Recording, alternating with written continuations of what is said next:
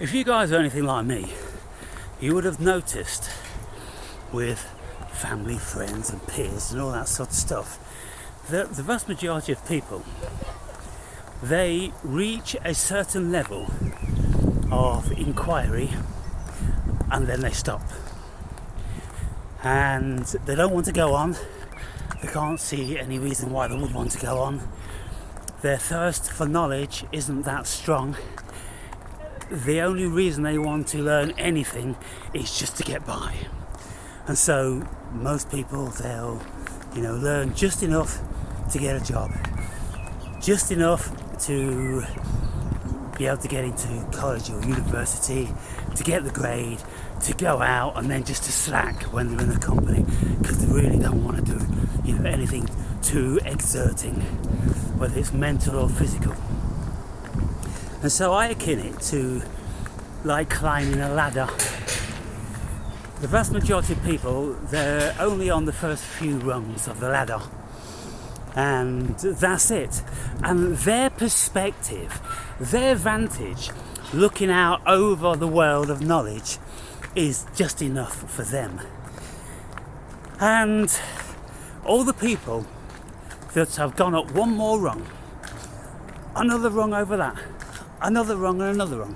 Let's say there's 20 rungs in a ladder, and most people, for sure, they stop at about 3 or 4.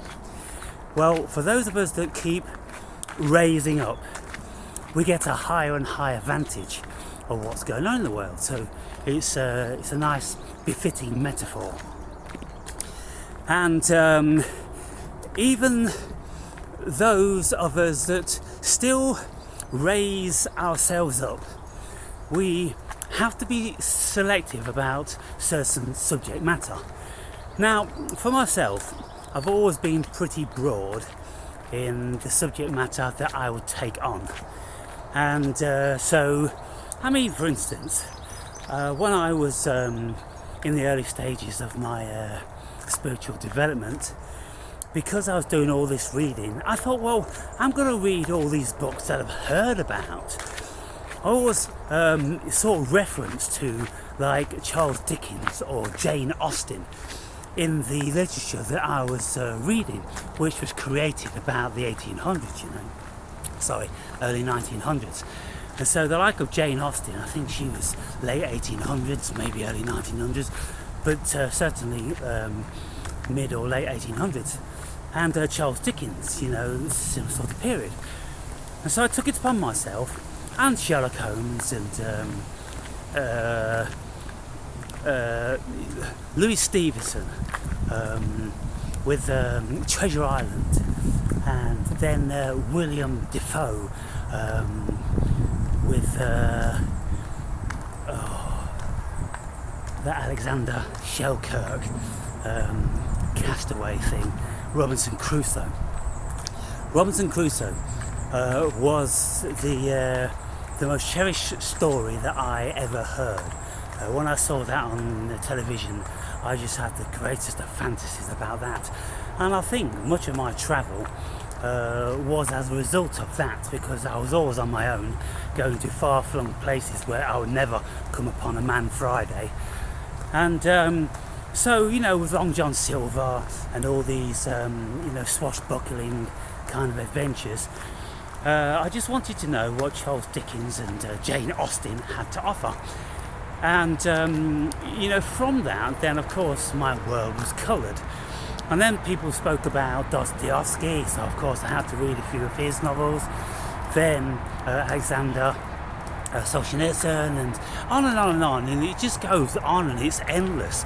And even today, I'm still coming upon stuff that, I've got to read that, I've got to read this, I'll put that on the list, and my list is endless. And so, but when we do this, our vantage over the world becomes greater and greater, because our knowledge becomes deeper and deeper.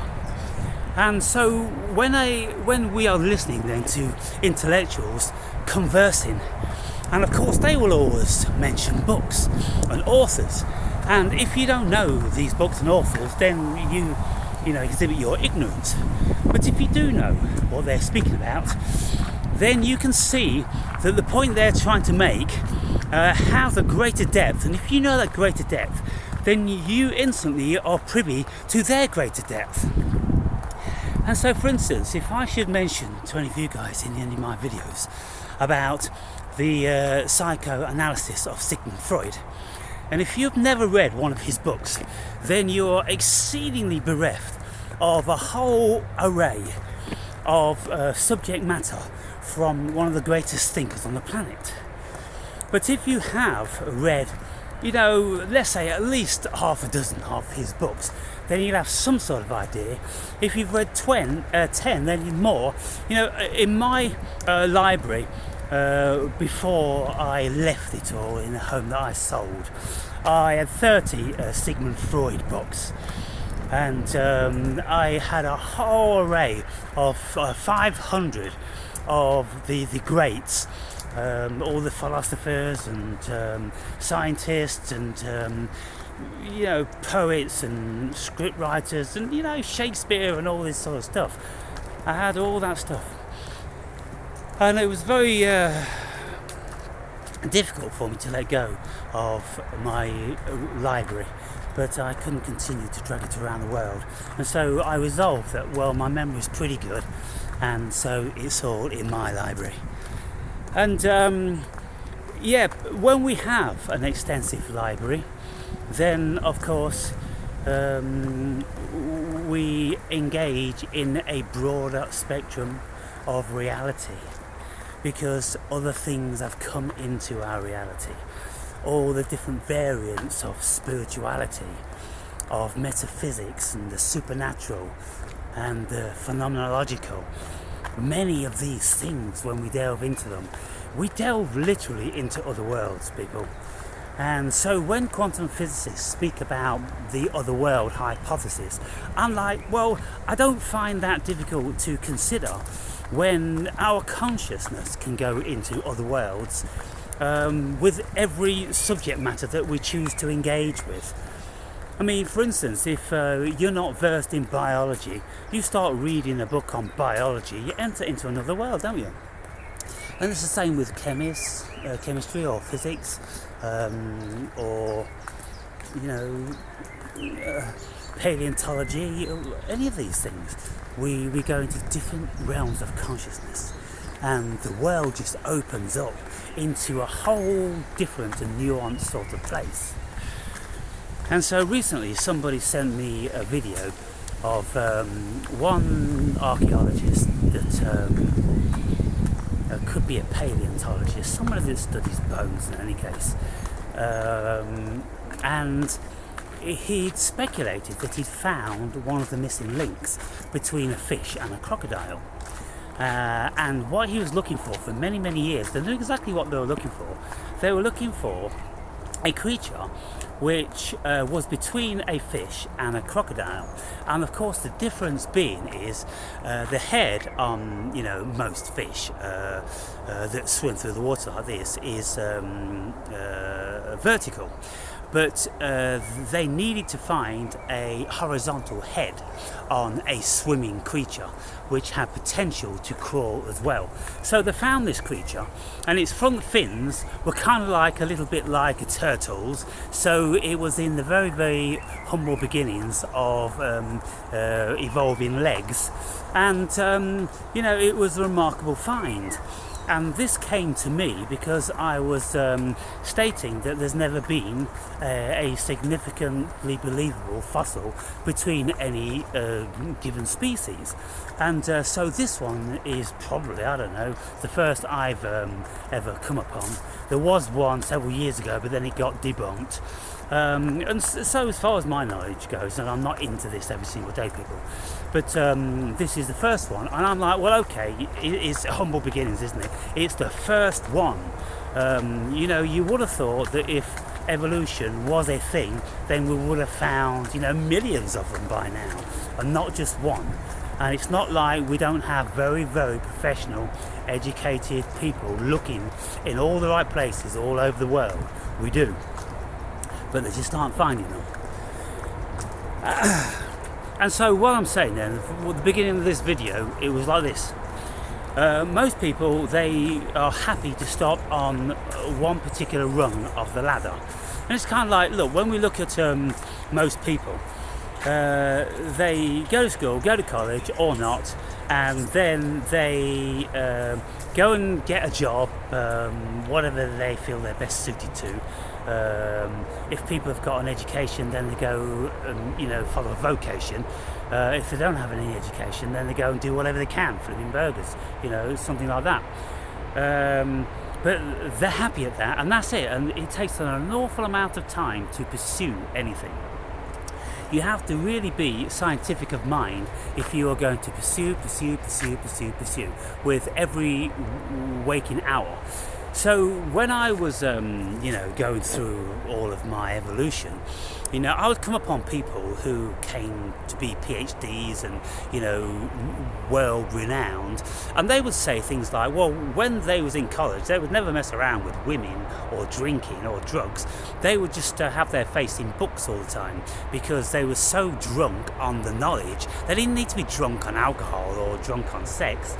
And so then they went on to do greater things, whereas people with misspent youths, they've lost a lot of years, you see. And so I look at my life, and I'm a late developer in this acquisition of knowledge in lots of respects, because I never took any qualifications when I was at school. I came out of school without partaking in any of that. I just thought, well, that's not my thing. I'm never going to go sit before an interview and show them that this is what I am, this is what I'm worth. I'm like, no. I mean, even at 15, 16, I was too big for that. I'm going to do my own thing, and my own thing is going to be better than the shit that you're going to offer me. And it always was. So I always was self-employed, owning my own businesses, because I have that level of drive, tenacity, and intelligence, whatever it took to be a self-made man. But lots of people, they will tell you that, they just read. And, by the time you've been doing this for 40 years, it shows. And there's a vast difference between those who do and those who don't. But then, you see, you could say, well, those that have spent all their years reading and educating themselves, they haven't had any practical life experience. And that's obviously, quite true. So what I did in my early days, I had all the first-hand experience, the practical experience of working, with my hands and with my head and in different countries and all this sort of thing. And then, only because of my spiritual quest, did I then apply myself more studious to learning about all the ways of the world and discovering how shockingly bizarre it is. Did any of you remember the first, few days you went down the rabbit hole? You fell down the YouTube rabbit hole into conspiracy land, into Alice in Wonderland, when you've got Nibiru and Anunnaki and Illuminati and Nephilim and all the different other sorts of conspiracies that, we've got going on, flat earth, and it's just endless. And I was addicted. And still am today, still am to this day. There isn't a day go by when I don't put 10 hours into that. And so then, we end up perceiving life and people in a certain way. And I don't have any qualms about speaking derogatory, telling my truth about stupidity and how the vast majority of people are really societal drones, and anyone that's got an education, of course they realise that, and the only thing that's preventing them from saying it is because they don't want any comeback, they don't want to be cancelled, or they don't want people to consider, oh, that's unfair, because they've not got the thick skin to be able to prevent that from penetrating them. Myself, my skin is plenty thick, and I can say whatever I want to, and because that's my freedom, then I allow other people to have a freedom and say whatever they want to about me. And then if I want to take it on board, if I want to feel frail about it, then that's my prerogative, isn't it?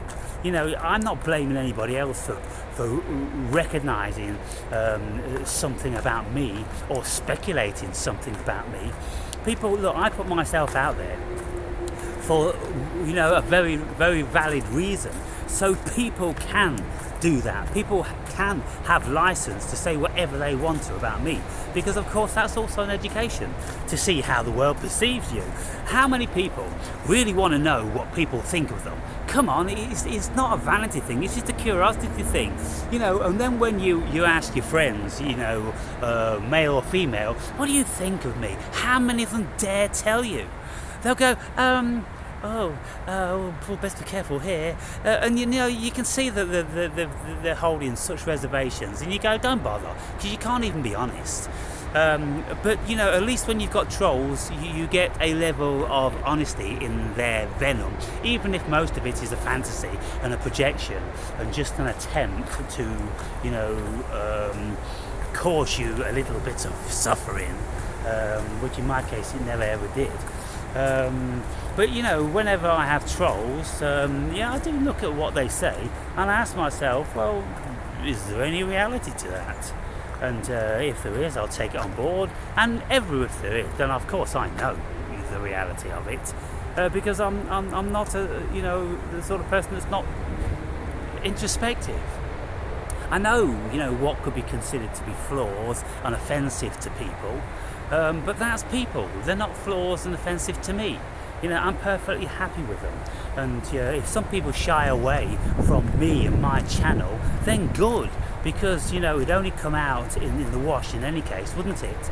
You could keep a superficial relationship for so long, but then the true colours are always going to come out. And that's why I always say, look, I'm going to upset you all, because I'm absolutely desirous to do so, because you need testing. You need testing for yourself, and you need testing for me, because I don't want to be under any delusions. I don't want to be considering that, I've got a good bunch of people following me, and I'd like to meet them one day, and then when you do, you say something and it all goes pear-shaped. No, if before anybody meets me, they're going to know exactly what they're going to get in the flesh, because what you see on the video is what you get in the flesh. And the only thing that there would be some difference, you'd be very surprised how amiable I actually am. Because albeit I'm a no-nonsense person on these videos, I'm a very, very amiable person as I go about my daily life. Because I don't have any bones to pick with anybody.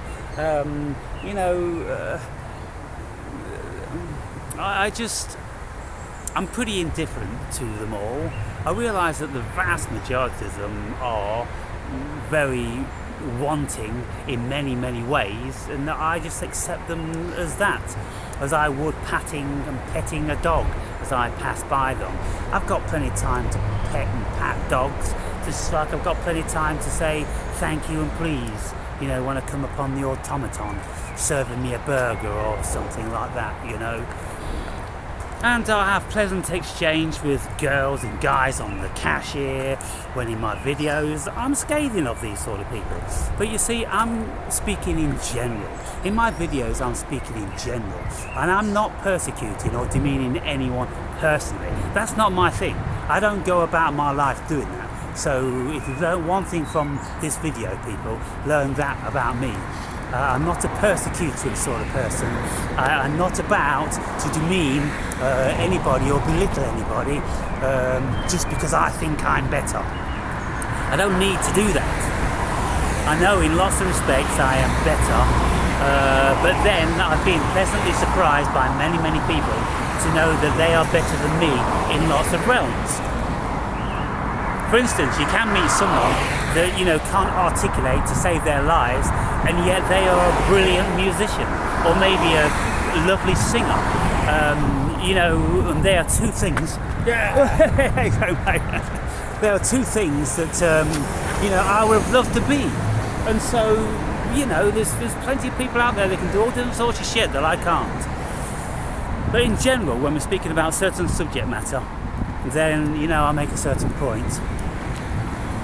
Anyway, to wrap this one up then. So, it's a time of reflection, people. Yourselves. What rung of the ladder have you stopped on? I mean, have you stopped on the rung, you've gone to college and you've got a job and you've got a wife and you've got kids and you've got a dog and you've got yourself a mortgage. Is that it? And then there's no time for anything else. You've got kids, damn it. You've got a family. Okay, yeah, cool. But, depends what sort of life you've got. And what I know about you falling down the rabbit hole, it's mostly for people that don't have any of those things. They probably had them, don't have them anymore, and they've been through, mega bouts of depression and addictions and all different sorts of things like that. They're slowly trying to get themselves together, and so then they end up, spending all their lives on YouTube. But I'm asking you guys, like I always used to say to Mr. Nobody, what's it all for? What's it all for if you don't ever pass it on, if you don't ever impart it, if you just keep it to yourself? It's pointless. It's pointless. Because this thing, it's a community, isn't it? It's a collection. We're all shards of God consciousness, maybe-ish, and we are a hive species. And we pass information on, just like bees and ants and flocks of birds and schools of fish and all this sort of stuff. We're passing stuff on, we're passing the baton. And so if we really want to get metaphysical and speak about if there is a battle of good and evil on this planet, then again, it's never ever going to pertain to any of us in particular. We're all just doing our tiny little minuscule bit. It's like an ant colony, for instance. You got all these ants running around, building their nest and doing whatever job it is that they've been given to do. And what of it? What of the individual's labour? It's just added to the colony. And let's say after 10 years, the colony is interchanged, 100,000 times. I don't know what the life expectancy of an ant is, but let's just say it's like 3 months or 6 months. Then all these ants, they just come and go, come and go, come and go, just like human beings. But what remains? What remains in the ant colony, people, and this is something that many of you, I'm sure, you wouldn't be aware of, is the morphic resonance. The morphic resonance of an ant colony is all the information that ants have ever been privy to. How they do everything and what they've ever done and all this sort of thing. It's a bit like the Akasha. All the information is in the Akasha for human beings and probably, other species as well. But so when you look at the purpose of an ant colony, individually, nothing. Collectively, ant colonies all over the world. Then we're talking, look at all the information they're gathering. Look at the morphic resonance. They're sharing this vibration, this energy field, these waves of information which travel across continents. We know this happens. If you read Rupert Sheldrake's book on morphic resonance, he explains it in the greatest of detail. And in my book, I speak about it. And seriously do some highlights. You'll get the highlights of how that thing works in my book. And so with the human beings then, look how many there's been. And if there has been this spiritual battle going on the world, well, fucking hell, what, for like 2,000 years or more? Let's say, I would think longer, because whenever we read mythology, then we can see that this stuff was going on forever, at the very least in the human psyche. And so let's say 1 million years. 1 million years there's been a spiritual battle on Earth. Well, can we assume that that's going to continue forever? Yes, I think so. Because we get new souls born into this paradigm, intertwined with the old souls, and it's a ever never ending passing on of the baton, isn't it? And so it's just how this thing is. This paradigm is paradoxical. It's got polarities. It's the yin and the yang. It cannot be any other way. We will never ever get into this super love state, because to be in the love state, if we have to eradicate evil, then love becomes worthless. It has no comparison. And so you could say, oh no, love will be love and it all will be beautiful. Well, compared with what? If there's never any potential of evil, compared with what? So I'm pretty sure that in no time at all, boredom will set in and someone will start doing evil, so you've got something to measure love against. You see, people, that's how it works. And that's why I say the world is perfect, and that's why I absolutely emphatically deny that we are under the cloak of the evil one. We are under the cloak of consciousness. Consciousness is everything, and everything perceivable by any single shard of consciousness is what this thing's about. And this thing is growing and growing and growing by every millisecond of all the data it's gathering throughout the cosmos. Isn't that just a wonderful thing? And we are part of it. Wow. I don't have any complaints, to be fair, people. I don't know about you guys.